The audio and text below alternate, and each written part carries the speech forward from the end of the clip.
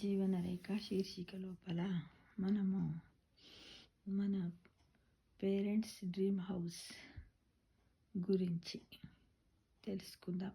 ఏంటంటే అమ్మా నాన్నల ఇల్లు అంటే తల్లిదండ్రులు ఉండే ఇల్లు మనకు ఒక స్వర్గం లాంటిది ఫ్రెండ్స్.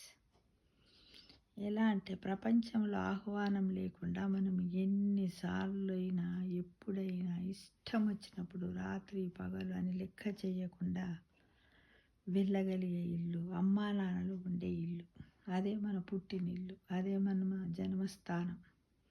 అది ఎంతో అనేకమైనటువంటి మధురమైన జ్ఞాపకాలతో ఉన్నటువంటి అతి సుందరమైన భవనం మనందరి డ్రీమ్ హౌస్.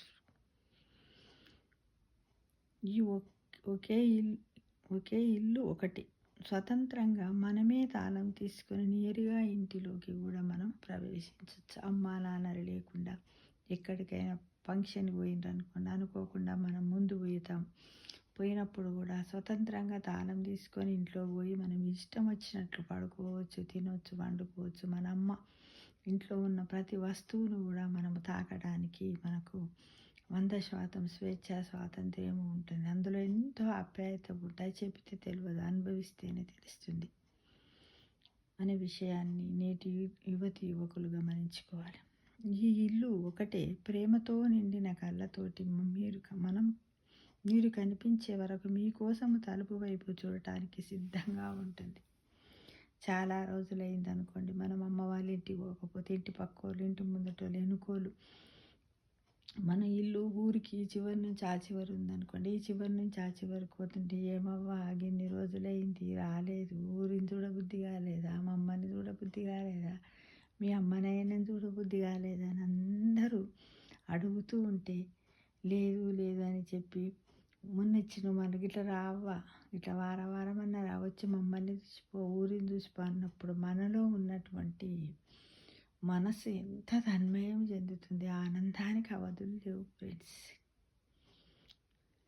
కానీ ఇప్పుడు మనం అంటే దాదాపుగా ఒక 60 ఏళ్ళ వయసు వచ్చిన వాళ్ళకు పుట్టిల్లు అంటే అమ్మా నాన్న ఉన్నటువంటి ఇల్లు, మన అన్నదమ్ములు ఉన్నటువంటి ఇల్లు కొన్ని చోట్ల కొంతమంది పోగలుగుతున్నారు. కానీ వాళ్ళు వేరే చోట స్థిరపడినప్పుడు ఆ పుట్టినూరే జ్ఞాపకం లేకుండా అవుతుంది. ఎందుకంటే వాళ్ళే మన అన్నదమ్ములు ఎప్పుడో ఒకసారి పోయి అక్కడ ఉన్నటువంటి ఆస్తి పైన ఏదో ప్రాపర్టీని చూసుకొని దాని మీద వచ్చే కౌలు పైసలే తెచ్చుకుంటున్నారు తప్ప ఆ ఊర్లో ఒక్కరోజు కూడా అమ్మా నాన్న పేరు మీద అన్నదానం చేయట్లేదు ఫ్రెండ్స్.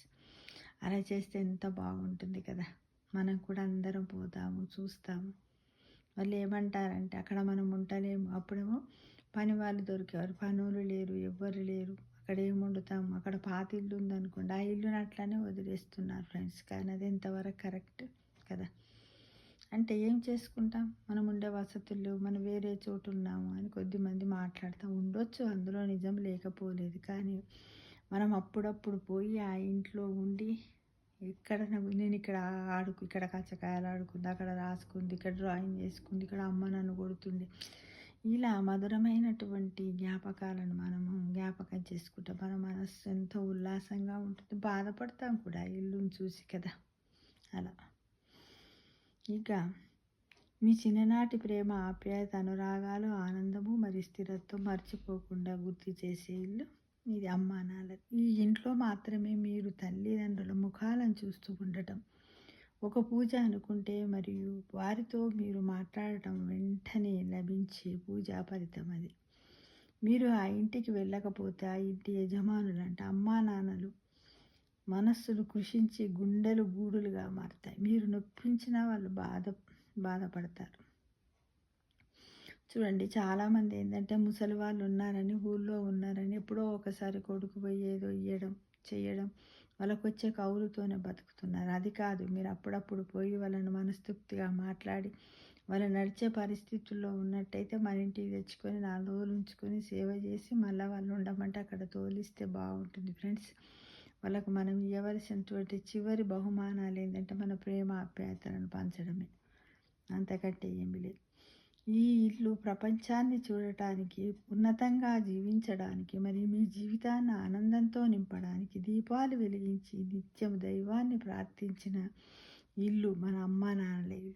మన అమ్మా నాన్నలు ఏం చేస్తారు అంటే, మనమున్న చోట కూడా అలానే మా పిల్లలు మంచిగా ఉండాలని మనం రోజు దేవుడికి మొక్కుతాం, దీపారాధన చేస్తాం. చెయ్యమని కాదు, చేస్తాం. వాళ్ళున్న చోట కూడా వాళ్ళు కూడా చేస్తారు. కానీ వాళ్ళు బ్రతుకున్నంతసేపు ప్రేమ అనురాగాలను దూరం పెట్టవద్దు. ఈ ఇంటిలో తినే భోజనం మీకెంతో స్వచ్ఛమైనది. మరి ప్రపంచంలో ఉన్న ఎన్నో కపటమైనటువంటి వికారాలకు కూడా స్థలము లేనిది. అంటే కపటం అంటే కొద్దిమంది మనసులో ఒకటి లోపల ఒకటి పెట్టుకొని ఏమేమో చేస్తూ ఉంటారు. అలాంటి కాకుండా స్వచ్ఛమైనటువంటి ప్రేమపూరితమైనటువంటి ఫుడ్ మనకు ప్రేమాప్యాయతలతో కూడింది దొరుకుతుంది ఫ్రెండ్స్. కాబట్టి యువకులు తల్లిదండ్రులను ప్రేమగా చూసుకోండి. ఇక్కడ మాత్రమే మీరు భోజన సమయానికి తినకపోతే ఆ ఇంటి యజమానుల గుండెలు విరిగిపోతాయి, మరి బాధపడతారు. కొద్దిమంది ఏం చేస్తున్నారు ఈ మధ్యకాలం, లేక వాళ్ళు ఏం పడుతారు, వాళ్ళకి సరిగ్గా ఉండరాదని పిల్లలు తల్లిదండ్రులు చూడడానికి పోయినప్పుడు తినేసిపోతున్నారు.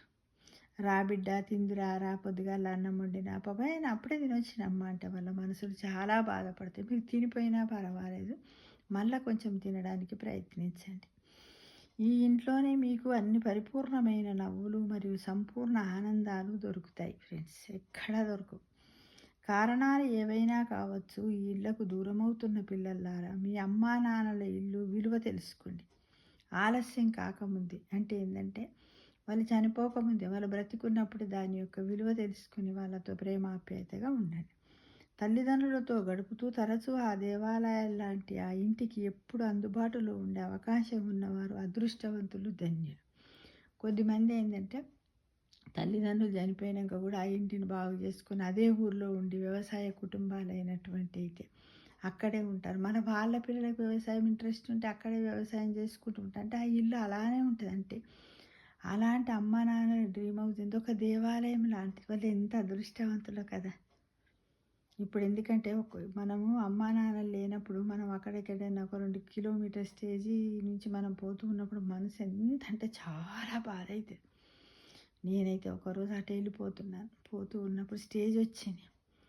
అది వస్తున్నప్పుడే కథం చిన్నప్పుడు అక్కడ దిగుదుము, సర్వీస్ దిగి లోపలికి నడిచిపోదుము, అది ఇదే కారులో పోతున్నాను, మరి పై స్థాయిలోనే ఉన్నాను. అయినప్పటికి కూడా ఒకటే ఏడ్చాను, మనసు అంతా బాధ అయింది. అప్పుడు పోదామా అమ్మ అంటే కూడా, అమ్మో నేను పోలేను, ఆ ఇల్లుని చూడలేను అంటే. ఈ ఊర్లో ఎవ్వరు లేనప్పుడు ఆ ఇల్లుని చూడాలంటే ఎన్నో యాదకొస్తే. మన నాన్న ఇట్లా కూర్చేసుకొని ఒక రాజులాగా కూర్చుంటుండే, కింగులాగా. ఒక నల్లటి కుక్కు ఉంటుండే, ఇంటి ముందుల పెద్ద ధాన్యపు రాసి ఉంటుండే, పచ్చటి చెట్లు ఉంటుండే, జామ చెట్లు, సీతాలపు చెట్లు, వెనక వైపు పోతే నిమ్మ చెట్టు, కరివేపాకు చెట్టు, నీళ్ళు గోళంలో, ఆవులు వచ్చి తాగడము, బర్రెలు వచ్చి తాగడము, ఇంటి ముందు రకరకాల పూల చెట్లు, పచ్చడి పేడతో చల్లినటువంటి వాకిలి, కల్లాపు, మంచి చక్కటి ముగ్గు, అమ్మ ఇలా వచ్చి బట్టలండి, అమ్మ కూరగాయలు వంటి, ఎన్ని అంటే అబ్బా, ఆ యొక్క అనుభూతులకు మాత్రం అవధులు లేవు ఫ్రెండ్స్.